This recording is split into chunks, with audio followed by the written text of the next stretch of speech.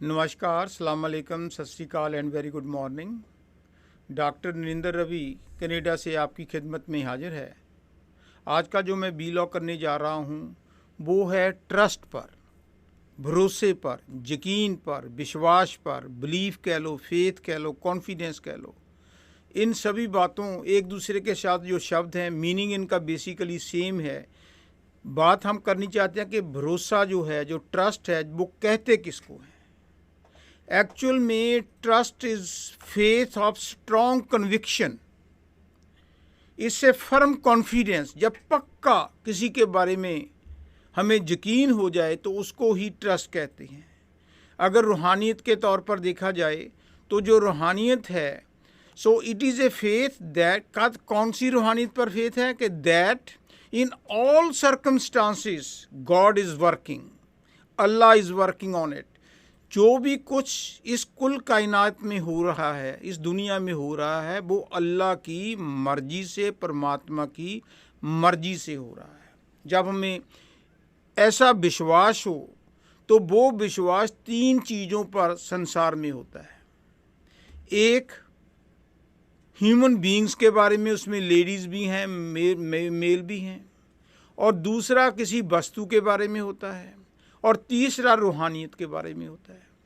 देखो, अगर हम मनुष्य के बारे में बात करें, आज का जो युग है ना, कल युग है, पर मेरे मुताबिक ये कल युग से भी बहुत भयानक है, जिसको हम छल युग कहते हैं।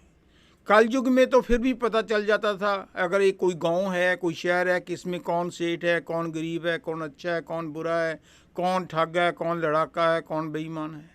लेकिन आज के युग में इतना खौफ है कि जो कुछ हमें दिखाई देता है, जो कुछ हम सोचते हैं, जब उनके साथ हमारा बा पड़ता है, उनके साथ हमारी डीलिंग होती है, तब पता चलता है कि ये तो बिल्कुल ही उसके उल्ट है। ये बात आप कभी भी किसी धार्मिक स्थान पर जाओ, चाहे वो मंदिर है, गुरुद्वारा है, मस्जिद है, कोई भी है, कहीं सत्संग में जाओ, डेरे में कोई बाबे का है, कोई किसी का भी है, कोई हम कॉलेज में जाते हैं, स्कूल में जाते हैं, प्रोफेसरों को, टीचरों को, यूनिवर्सिटी प्रोफेसर को डील करते हैं, वहाँ पर ट्यूशन पढ़ते हैं। कभी हमारे बॉडी में कोई प्रॉब्लम हो जाती है, हम डॉक्टर्स के पास जाते हैं। कभी हम जो सामान बेचने वाले बिजनेसमैन हैं उनके साथ जाते हैं, कोई बार पॉलिटिशियंस के पास जाते हैं, पावरफुल के पास जाते हैं। देखते हैं कि जो बातें, जो दलीलें, जो आर्गूमेंट वो बाहर पब्लिक में देते हैं, जब वो अकेले होते हैं तो उनकी वो दलीलें सब उनके अपोजिट चलती हैं। संत बाहर कहते हैं कि हक हलाल की कमाई करो, परमात्मा तुम्हारे अंदर है, डरने की कोई ज़रूरत नहीं। लेकिन संत तो खुद डरते हैं।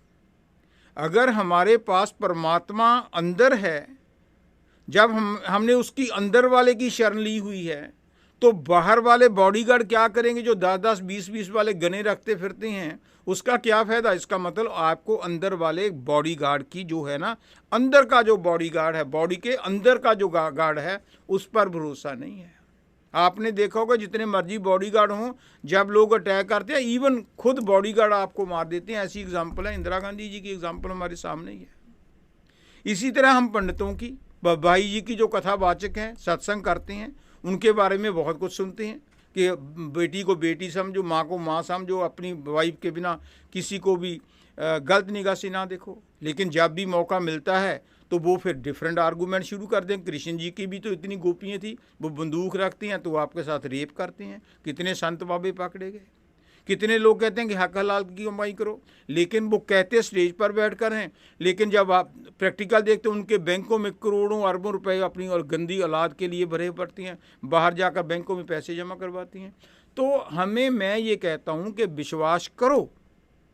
मैं उनको साथ नफरत नहीं करना चाहता, लेकिन विश्वास करते करते अपने जो दिमाग की खिड़कियाँ हैं ना, इनको खुला रखो। Where there is a smoke there is a fire. आदमी की इच्छा का डेफिनेटली पता चल जाता है कि इसकी नीयत में क्या है।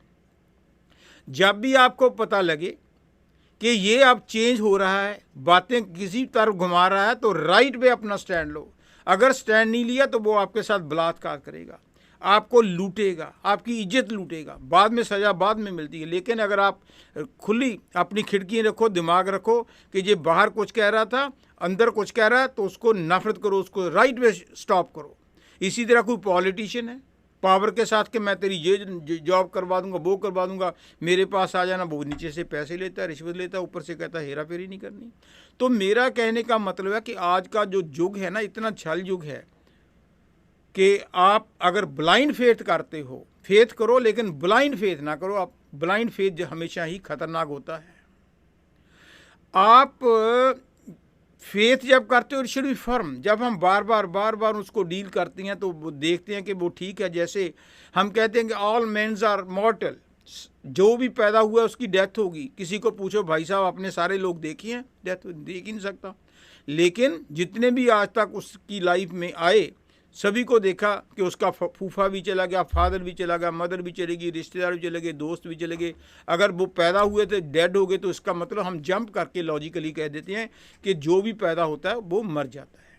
इसी तरह जो फेथ है, जब हम बार बार अपना एक्सपीरियंस करते हैं तो हमें फेथ हो जाता है।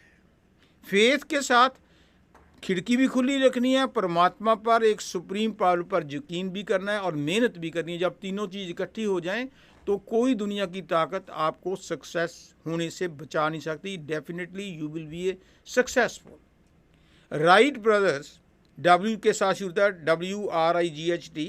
राइट ब्रदर्स बड़े पॉपुलर हुए हैं दुनिया में, हिस्ट्री है, साइंटिस्ट थे, कमले से लगते थे, शक्ल भी ऐसी थी। जब उन्होंने 1890 में या 95 में कहा कि हम एक लोहे की, आयरन की एक ऐसी चीज़ बना रहे हैं, खिलौना बना रहे हैं जो आसमान में फ्लाई करेगा, उड़ेगा, तो लोग कहते थे पागल है, चल रहा है, यदि की गल मननी है तो इस तरह पुठियां या कमलियां या गल्लां करता है। पर 1903 में उन्होंने एक जहाज़ बनाया जो हवा में उड़ रहा है। आप बेफिक्र होकर, हमें भरोसा इतना हो गया कि आराम से जहाज़ में बैठ जाते हैं। अदरवाइज तो समुद्रों के ऊपर जाता है, आसमान कितनी दूर जाता है। अगर भरोसा ना हो तो कैसे बने? भरोसा किसने पैदा किया? राइट ब्रदर्स ने।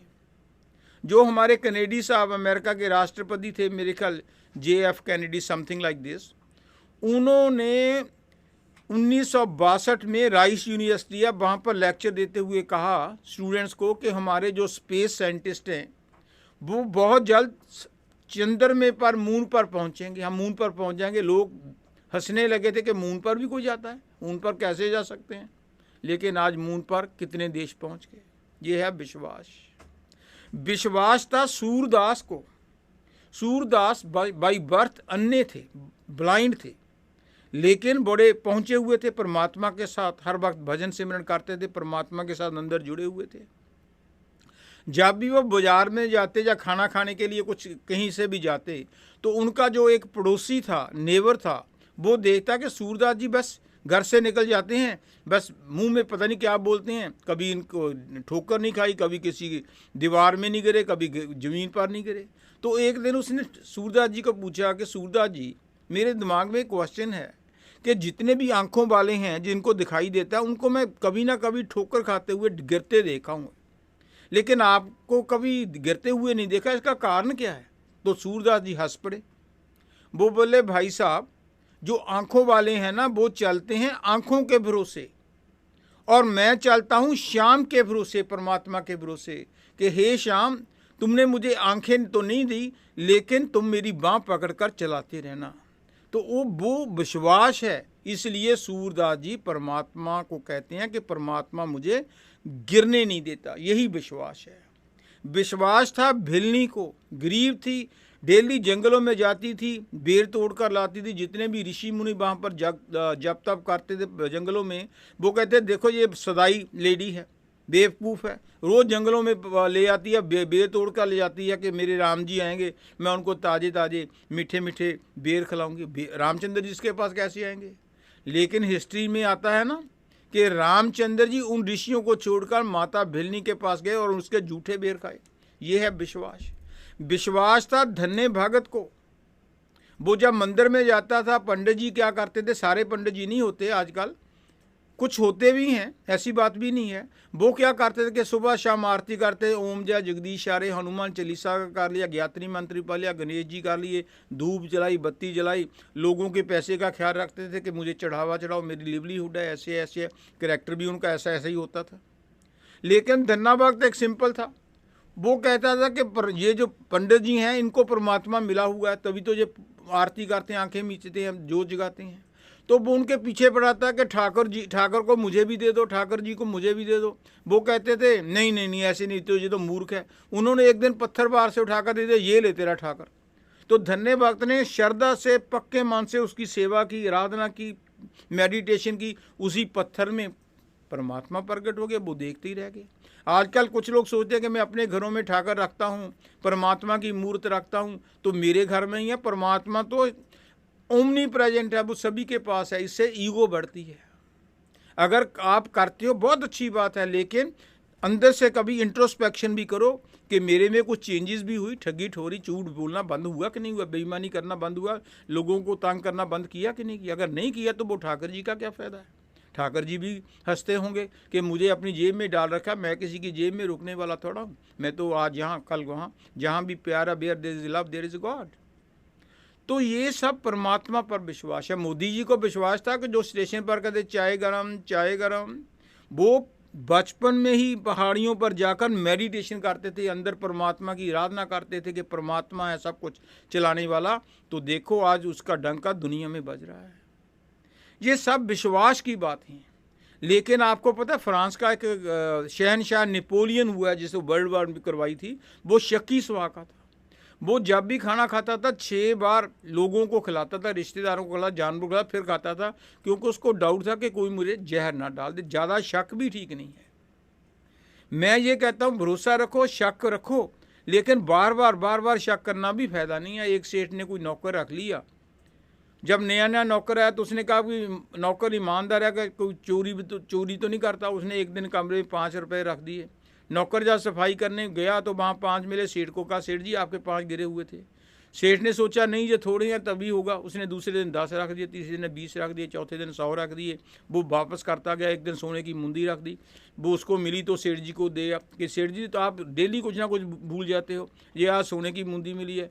सेठ बहुत खुश हुआ, कहता भी आज मेरा पक्का यकीन हो गया कि तू ईमानदार है। पर नौकर कहता सेठ जी मैं कल को काम पर नहीं हूँ, आपका यकीन मुझे पता नहीं हुआ कि नहीं हुआ, मुझे यकीन होगा कि आप डाउटफुल हो, आप शक्की हो, इसलिए शक्की आदमी के पास मैं काम नहीं करता।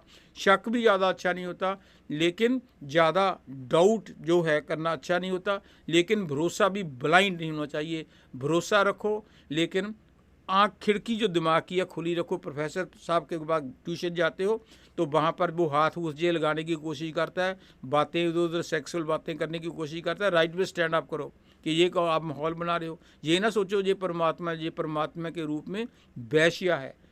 सो ऐसी लोगों से मैं यही कहना चाहता हूँ कि भरोसा रखो। मंदिर में जाते हो आंखें मीच कर पंडित जी के पास जो सत्संग करते करो, लेकिन उनके कमरे में जब जाते हो उनके पैरी हाथ क्यों लगाते हो? पैरी हाथ तो परमात्मा के लगाओ। वो अगर उनको सोचते हो कि ये कुछ देगा, वो तो अपनी औलाद के लिए, तो आप अपने लिए रोजी रोटी के लिए काम कर रहा है।